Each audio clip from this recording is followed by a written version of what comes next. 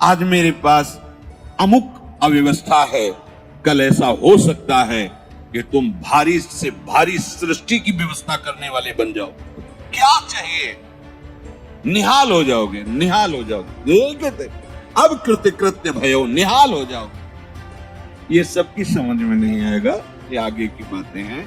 हमें तो लगता है कि सबको सत्संग सुनना चाहिए, भगवत प्राप्ति के लिए ही नहीं, समाज में जीने के लिए भी सत्संग की आवश्यकता है।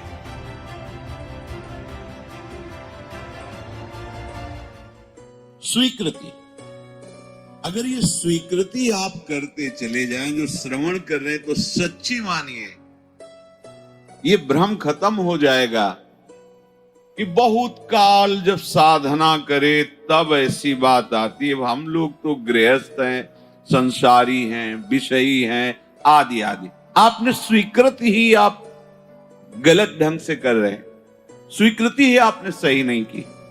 हम गृहस्थ हैं, हम अमुक हैं, हम सब देह भाव की स्वीकृति। प्रभु कह रहे हैं ममैवांशो, तू मेरा अंश है, मेरा बच्चा है, मेरी आत्मा है। फिर ऐसा क्यों आप स्वीकृति नहीं कर रहे कि प्रभु मेरे हैं? सच्ची मानिए प्रभु ही अपने हैं, सच्ची मानिए प्रभु ही हमें बहुत प्यार करने वाले मित्र मिल गए, नहीं तो कोई नहीं है, केवल भ्रम है। मानो प्रभु की बात को मान लो, निहाल हो जाओगे। वो इसीलिए बोल रहे हैं, इसीलिए बोल रहे हैं कि हम निहाल हो जाए, परमानंद में मगन हो जाए। प्रभु अर्जुन जी को कह रहे हैं सुख दुखे समय कृत्वा लाभा लाभो जया जयो।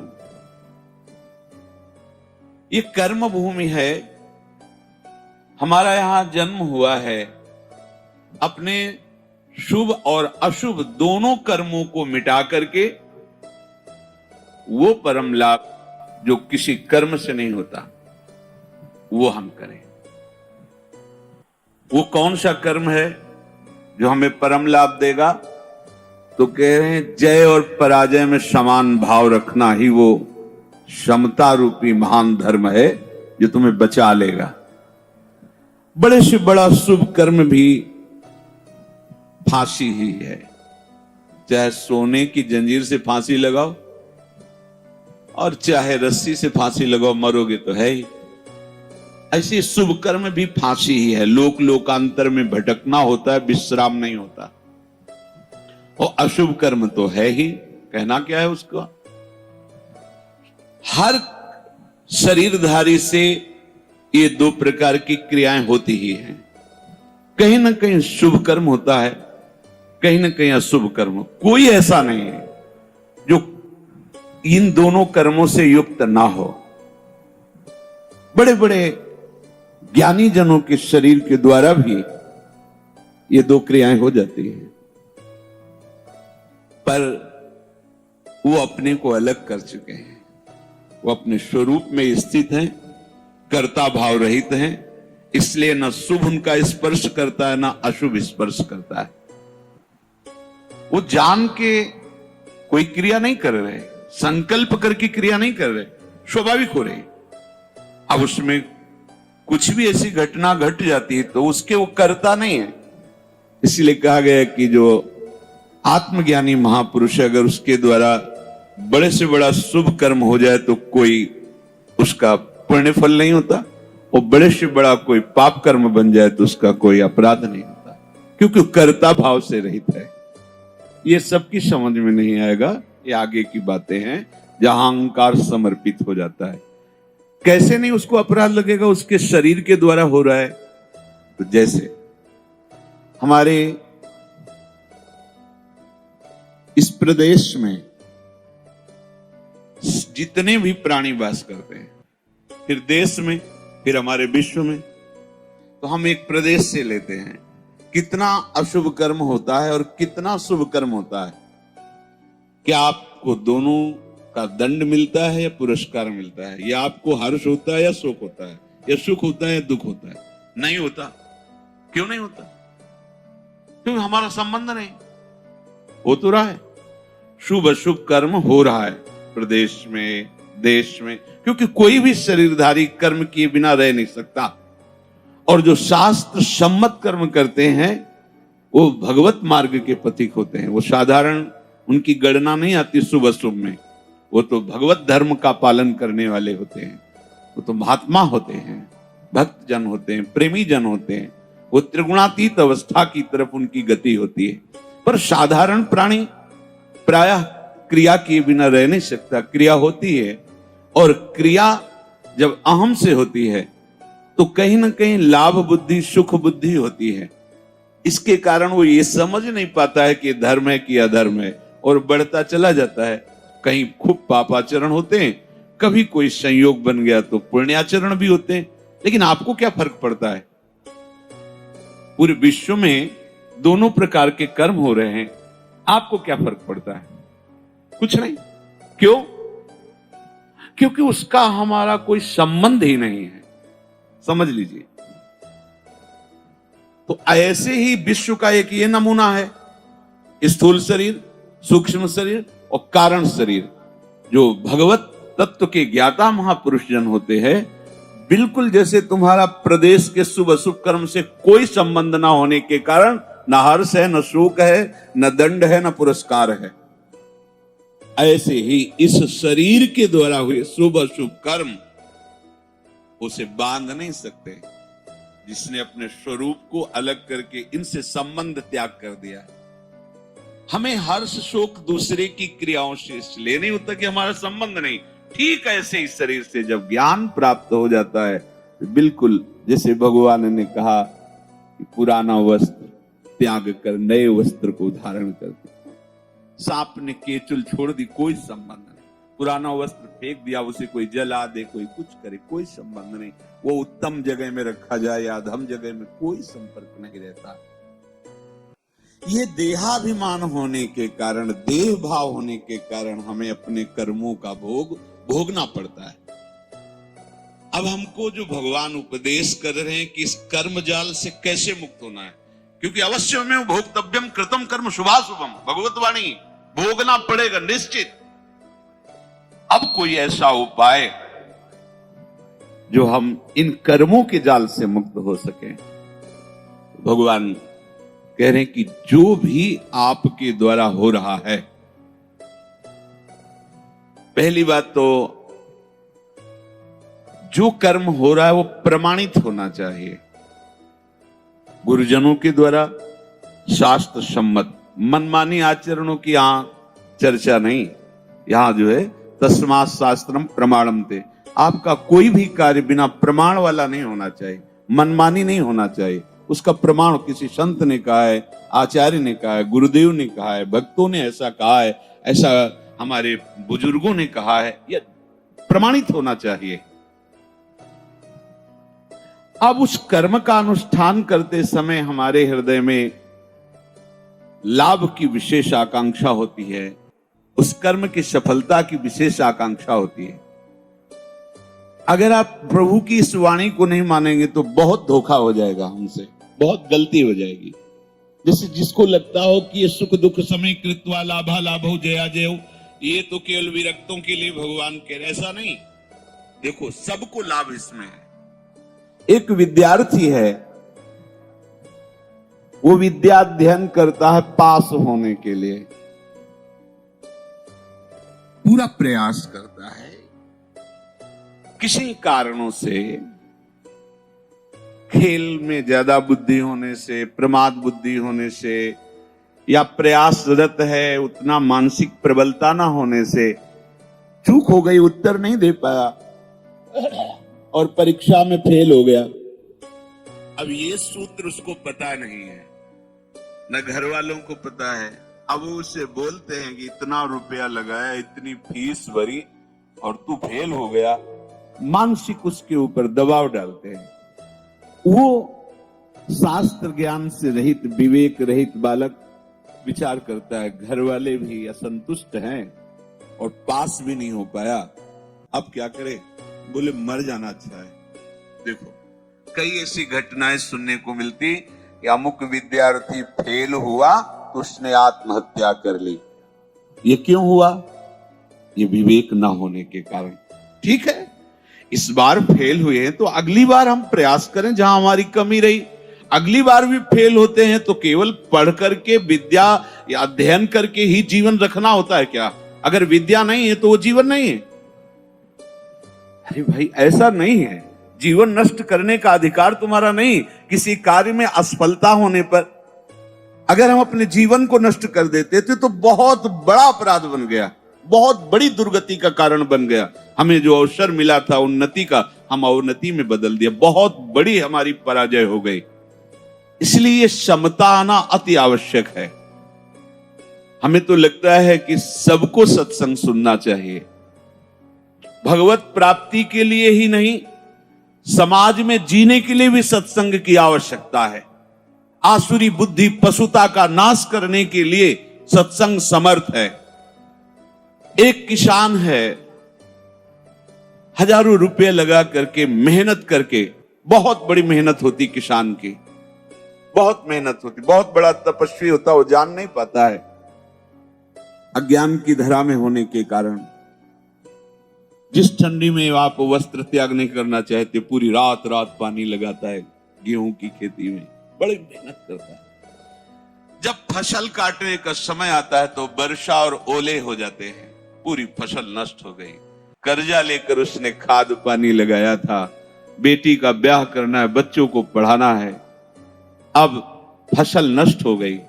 कर्जा कैसे देंगे? परिवार का पालन पोषण कैसे करेंगे? इससे अच्छा है आत्महत्या कर लो। कई ऐसी घटनाएं, हम जिस कार्य में चलते हैं असफलता मिलती तो हमको एक ही उपाय दिखाई देता है कि हम अपने को नष्ट कर लें। भारी मूर्खता। ये जो प्रभु उपदेश कर रहे, सबके मंगल के लिए उपदेश कर रहे हैं। छोटी छोटी बातें व्यवहार की। हमारा ब्याह हुआ, हमारी भावना में जो पत्नी थी वैसी नहीं मिली। अब हम जो सफलता चाहते थे इस क्रिया में, उस सफलता, अब द्वेष शुरू, विषमता आ गई। कैसे कैसे पापाचरण होने लगते हैं, कैसे कैसे पीछे कितनी ऐसी घटनाएं सुनने को मिल। राक्षसी बुद्धि। ये केवल बैरागियों के लिए, विरक्तों के लिए, संतों के लिए प्रवचन होता है, ऐसी बात नहीं। ये सत्संग ऐसी मति बना देगा कि आप समाज में रहते हुए भी बड़े आनंद पूर्वक सबको आनंद प्रदान करने वाले बन जाएंगे। ये जो जय और पराजय का, लाभ और हानि का, सुख और दुख का हमारे ऊपर प्रभाव पड़ता है, जब तक हम नाम जप करके अपनी बुद्धि को पवित्र करके समता में नहीं लाएंगे, तब तक बात बनने वाली नहीं। जगह जगह आप देखो, जगह जगह जहां कोई हारता है तहां वो निराशा अपने ऊपर ले आता है। हारना जीत का एक संकेत है। ऐसा मत समझो कि हारना पतन का संकेत है, नहीं। जो उत्साह संपन्न है, जो विवेकवान है, वो देखते हैं कि मैं कहां से हारा, कौन सा वो बिंदु है जहां मैंने चूक कर गया। विवेकवान तुरंत उसे संभालते हैं, आगे चलते। फिर हार होती तो फिर हमें आगे बढ़ना है, ना कि हमें शरीर नष्ट कर देना है, ना कि हमें इतना चिंतन बिगाड़ लेना कि डिप्रेशन में पहुंच जाए। हर परिस्थिति हमारे कर्म के अनुसार रची गई है।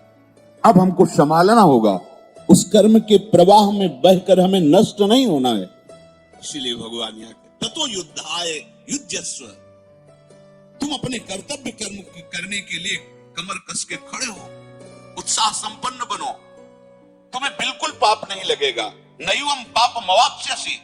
बस तुम एक काम कर लो, जय पराजय में समान भाव लाओ।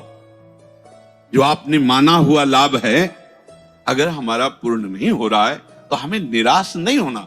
इस बार हमारा व्यापार सफल नहीं हुआ, इस बार अध्ययन हमारा ठीक नहीं हुआ, इस बार कृषि में हमें कमजोरी, अन्न की प्राप्ति नहीं हो पाई, हमारी खेती कमजोर हो गई। कुछ भी, कहीं भी, कैसे भी निराश नहीं होना।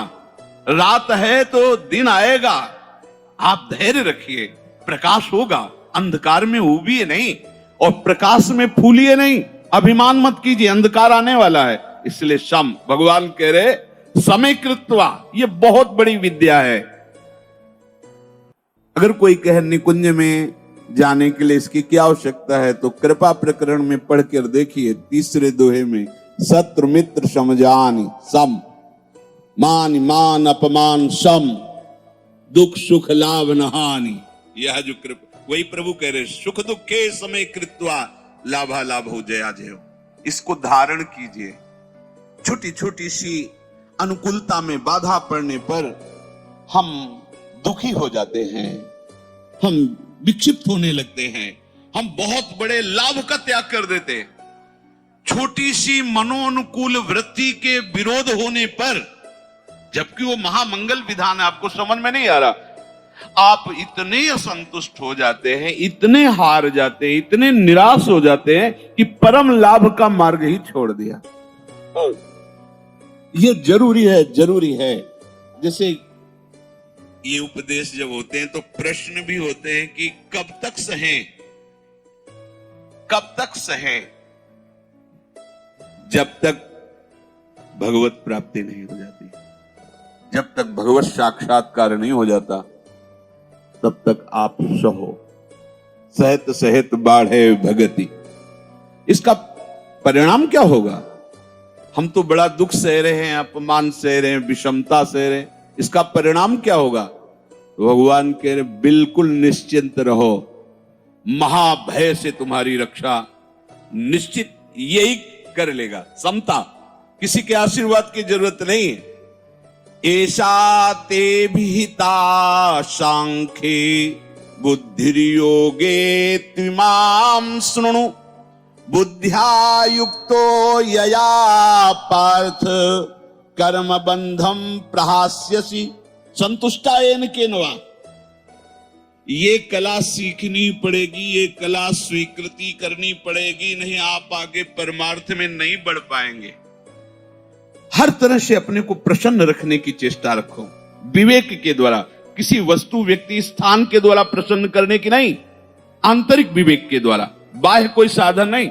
इसके लिए कैसी भी परिस्थिति हो, यदि आपने प्रभु को स्वीकार किया है तो आप प्रसन्न रह सकते हो, क्योंकि हमारे प्रभु विद्या के समुद्र हैं, ज्ञान के समुद्र हैं, प्रेम के समुद्र हैं, ईश्वरी के। क्या चाहिए?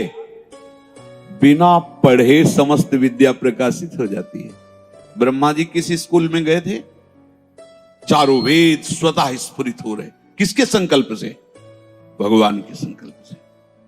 समस्त सृष्टि की जितनी भी कलाएं हैं सब ब्रह्मा जी से तो प्रकट हुई हैं। कहां सीखा ब्रह्मा जी ने? प्रभु के संकल्प से। वही तुम्हारे भी हृदय में संकल्प जागृत हो जाएगा। मूकं करोति वाचालम पंगुम लंघयते गिरिम यत् कृपातमहं वंदे परमानंद माधवम।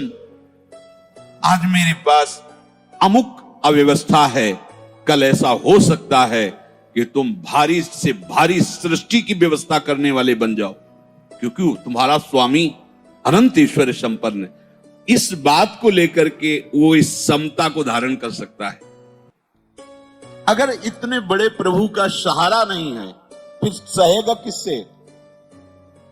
इस सहने की सामर्थ्य सिर्फ हरि के चरणारविंद के आश्रय से आती है, भरोसे से आती है। ठीक है, आज हमारा मन ठीक नहीं है, लेकिन जिस दिन मन चोर देखेंगे ना, उस दिन निहाल हो जाएंगे। ठीक है, आज हमारी ऐसी परिस्थिति, जिस दिन वो देखेंगे ना, हम निहाल हो जाएंगे। देखो ना, कई कई दिन केवल तुलसी दल का भोग, इतना धन आएगा कि संभाल नहीं पाओगे। समाधान और उपाय, धन और समृद्धि की बात हर व्यक्ति के जीवन में महत्वपूर्ण भूमिका निभाती है। आज के समय में आर्थिक सफलता हर किसी का सपना है, लेकिन हर किसी को सफलता नहीं मिल पाती। ऐसे में कई लोग सोचते हैं कि आखिर ऐसा क्या करें जिससे उनकी जिंदगी में धन की बरसात हो। इस लेख में हम आपको बताएंगे कि कैसे आप अपने जीवन में इतना धन आकर्षित कर सकते हैं कि उसे संभालना मुश्किल हो जाए। यहाँ हम आध्यात्मिक, व्यवहारिक और वित्तीय दृष्टिकोण से ऐसे उपायों और समाधान पर चर्चा करेंगे जो न केवल आपकी आय बढ़ाएंगे, बल्कि आर्थिक स्थिरता और समृद्धि भी प्रदान करेंगे। सकारात्मक सोच और आत्मविश्वास विकसित करें। धन को अपनी ओर आकर्षित करने का पहला और सबसे महत्वपूर्ण कदम है सकारात्मक सोच। सोच का महत्व, जैसा आप सोचते हैं वैसा ही आपके जीवन में होता है। अगर आप सोचते हैं कि आप धनवान बन सकते हैं, तो आपकी ऊर्जा और कर्म उसी दिशा में काम करेंगे। आत्मविश्वास, खुद पर भरोसा रखें और ये मानें कि आप सफल हो सकते हैं। ये आत्मविश्वास आपकी मेहनत और निर्णय क्षमता को मजबूत करेगा। उपाय: हर सुबह धन और सफलता से संबंधित सकारात्मक बातें सोचें और बोलें। मैं धनवान हूं या मुझे आर्थिक सफलता प्राप्त होगी जैसे वाक्य दोहराएं। 2. कड़ी मेहनत और लक्ष्य निर्धारण। धन कमाने के लिए कड़ी मेहनत और स्पष्ट लक्ष्य का होना जरूरी है। लक्ष्य निर्धारित करें। अपने जीवन में आर्थिक लक्ष्यों को स्पष्ट करें, जैसे मैं अगले 2 साल में अपनी आय को दोगुना करूंगा। काम की योजना बनाएं। धन कमाने के लिए सही रणनीति अपनाएं। अपने लक्ष्य को छोटे छोटे हिस्सों में बांटें। रोजाना समय निकालकर अपने लक्ष्य की प्रगति पर ध्यान दें। आध्यात्मिक उपाय और धन के लिए मंत्र। धार्मिक और आध्यात्मिक दृष्टिकोण से भी धन को आकर्षित किया जा सकता है। भारतीय संस्कृति में कई मंत्र और पूजा विधियां हैं जो धन वृद्धि में सहायक मानी जाती हैं। लक्ष्मी पूजन: धन की देवी लक्ष्मी की पूजा नियमित रूप से करें। कुबेर मंत्र: ओम श्रीं हलीं श्रीं सिद्धलक्ष्मी नमः का रोज 1 बार जप करें। वास्तु का ध्यान: घर में धन के प्रवाह को बढ़ाने के लिए वास्तु दोष को ठीक करें।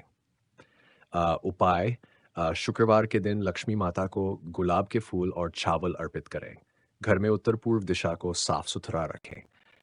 शोर: व्यापार और निवेश में समझदारी। अगर आप धनवान बनना चाहते हैं तो अपनी आय को बढ़ाने के लिए निवेश और व्यापार की समझ होना जरूरी है। सही निवेश करें। अपने पैसे को ऐसे क्षेत्रों में लगाएं जहां से अच्छा रिटर्न मिले। हर निवेश में जोखिम होता है, लेकिन समझदारी से लिए गए निर्णय आपको सुरक्षित बना सकते हैं। उपाय: वित्तीय सलाहकार की मदद लें। शेयर मार्केट, म्यूचुअल फंड या रियल एस्टेट में सोच समझकर निवेश करें। 5. दान और सेवा का महत्व।